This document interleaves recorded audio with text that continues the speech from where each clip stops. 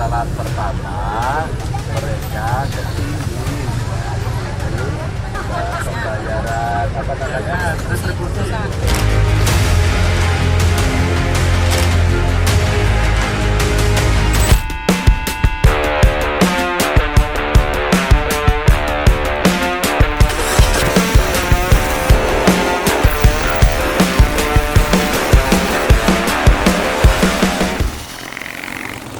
Nah, Bang, kita mau menyapa orang-orang penting sore ini dengan satu berita yang kalau dilihat banyak yang mengomentari, kok belum jadi presiden aja udah berlagak seperti presiden gitu. Gimana tuh?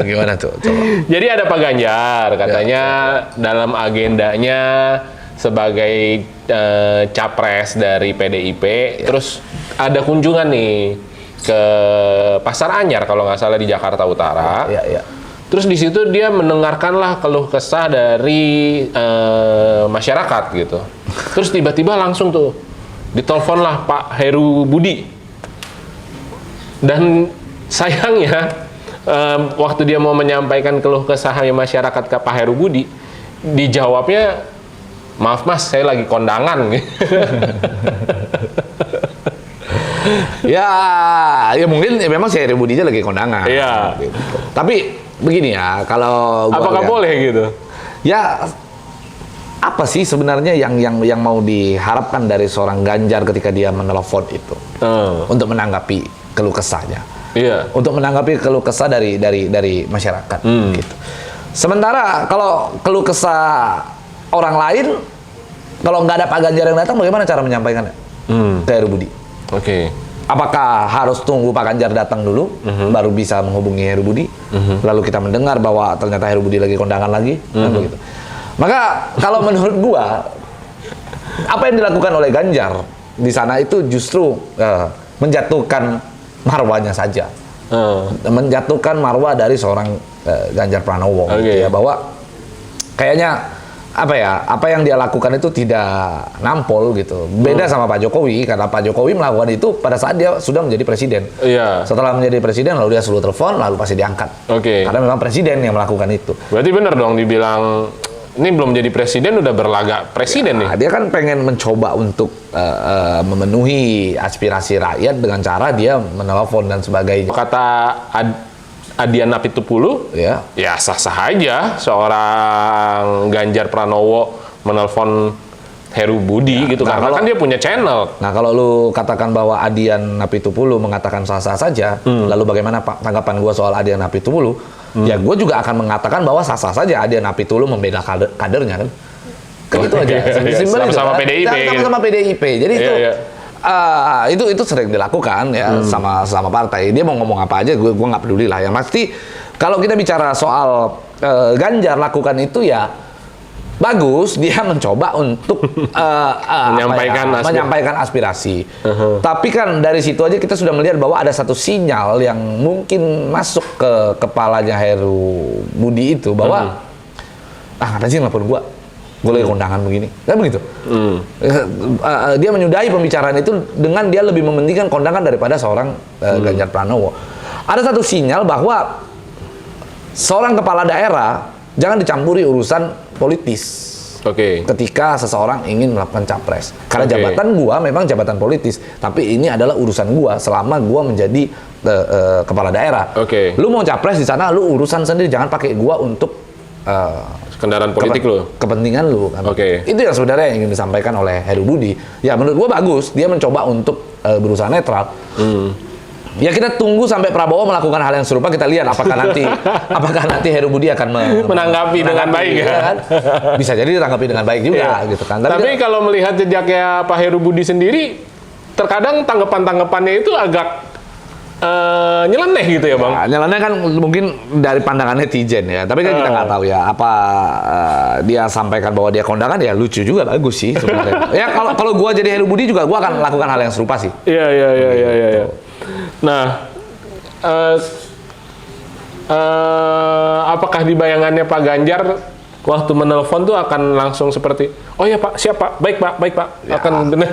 Pasti di dalam kepalanya itu seperti itu. Cuma Pak Ganjar harusnya lebih bagus lah, artinya begini. Pak Ganjar tuh harusnya membuat satu settingan yang lebih cakep gitu. Oke. Sebelum dia ke sana turun tuh janjian dulu lah sama Pak Heru. Lihat dia pasti dia apa enggak.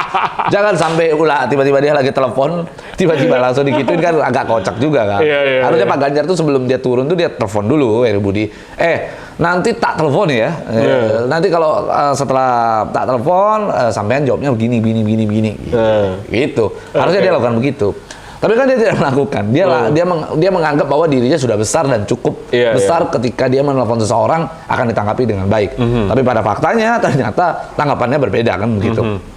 Ya, gua sih masih tetap nganggap bahwa kedua orang tersebut orang-orang yang mencoba untuk menjadi lebih baik saja gitu. Artinya Ganjar satu sisi dia ingin menyampaikan aspirasi masyarakat di sana, keluh kesahnya dia ingin telepon langsung untuk mengadukan. Dari segi secara moral bagus yang dia lakukan, dia ingin membantu meskipun ditolak begitu ya. Iya.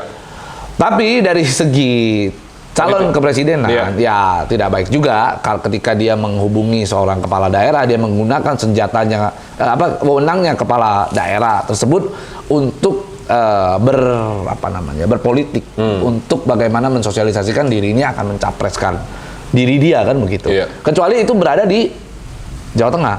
Kalau dia posisinya lagi ada di Jawa Tengah, lalu dia telepon gubernur Jawa Tengah, dia telepon bahwasanya Mas, tolong ya, ini meskipun saat ini dia tidak lagi menjabat sebagai gubernur Jawa Tengah, dia kan bisa telepon itu. Oke. Ya mungkin menurut gua lebih bagus besok-besok dia kalau mau lakukan itu di Jawa Tengah aja, jangan di DKI Jakarta. Iya kan? Kalau di Jakarta janjian dulu jangan lupa. Iya, karena hidup ini keras kan begitu. Dan kira-kira ini akan mempengaruhi elektabilitasnya nggak Bang? Karena kan kemarin udah blunder dengan Piala Dunia. Gua nggak tahu kenapa sejak awal Ganjar dideklarasikan sebagai presiden, elektabilitas dia bagi gua dan bagi analisa gua tidak ada peningkatan yang signifikan dari seorang Ganjar Pranowo. Karena kembali lagi orang tahu bahwa Ganjar Pranowo ketika di Jawa Tengah tidak menghasilkan satu legacy yang bisa diingat oleh orang. Dia tidak menghasilkan satu peninggalan yang membuat orang-orang itu menganggap bahwa kerjaan dia itu excellent gitu, kerjaan dia itu bagus begitu. Itu satu. Yang kedua, Ganjar sendiri orang ketahui adalah seorang yang disebut sebagai petugas partai daripada PDIP. Kita tahu bahwa PDIP sudah belajar dari proyek contoh sebelumnya di Pak Jokowi kan begitu, bahwa Pak Jokowi itu begini ketika ada pendapat daripada PDIP kadang-kadang berselisih paham dengan Pak Jokowi yang maunya bagaimana. Sehingga pasti PDIP ketika mengutus Ganjar ada banyak pelajaran yang sudah diambil atau dipetik dari PDIP ketika mencalonkan Pak Jokowi. Sehingga banyak antisipasi yang mungkin PDIP akan jaga untuk Ganjar gitu. Sehingga Ganjar itu akan sangat sulit dalam melakukan hal-hal yang kita sebut sebagai lobby-lobby politik dengan PDIP itu sendiri begitu. Jadi Ganjar orang sadar betul adalah seorang petugas partai yang akan berada di dalam belenggu PDIP selama dia nantinya kalau terpilih menjadi presiden. Yang terlihat sekarang juga masyarakat kalau ditangkap signal-signalnya itu ya Bang, mulai gerah dengan tindak tanduk PDIP gitu ya. Sebagai partai yang begitu besar dan begitu kuat. Dan ada kemungkinan nggak gue nggak pengen ngelihat Partai Merah ini lagi nih yang maju gitu, yang menang gitu. Oh, kalau masalah itu kan kita kembalikan lagi kepada masyarakat yang saat ini kita lihat sendiri bahwa PDIP saat ini ya partai pemenang ya. Kita nggak tahu apakah nanti ke depannya di 2024 di kontestasi politik ini di pemilu PDIP akan mendapatkan panggung yang besar dan PDIP akan mendapatkan suara terbanyak kembali kan kita nggak tahu. Tapi yang pasti saat ini untuk menyaingi PDIP PDIP ya memang kita harus berpikir panjang karena mereka ini partai berkuasa gitu ya. Partai-partai lain harus berpikir panjang, partai-partai lain harus bagaimana menyusun strategi yang baik gitu ya. Sehingga mereka berlomba-lomba untuk pemilihan presidennya, capresnya itu harus mampu menjual partainya, partai-partai yang ada di dalam partai koalisi tadi begitu. Nah, kalau Abang lihat PDIP sekarang itu bisa istilahnya apakah orang melihat Jokowinya atau melihat PDIP-nya? Tentunya PDIP tidak akan pernah lepas daripada Jokowi. Jokowi tidak akan pernah lepas daripada PDIP. Karena kita lihat ada sesuatu hal yang identik ya antara Jokowi dengan PDIP. Karena kita tahu Jokowi juga lahir daripada PDIP kan begitu ya. Dia bisa adanya Jokowi itu dari wali kota Solo sampai gubernur gubernur DKI sampai dia maju sebagai presiden. Berapa kali pemilu tuh berarti?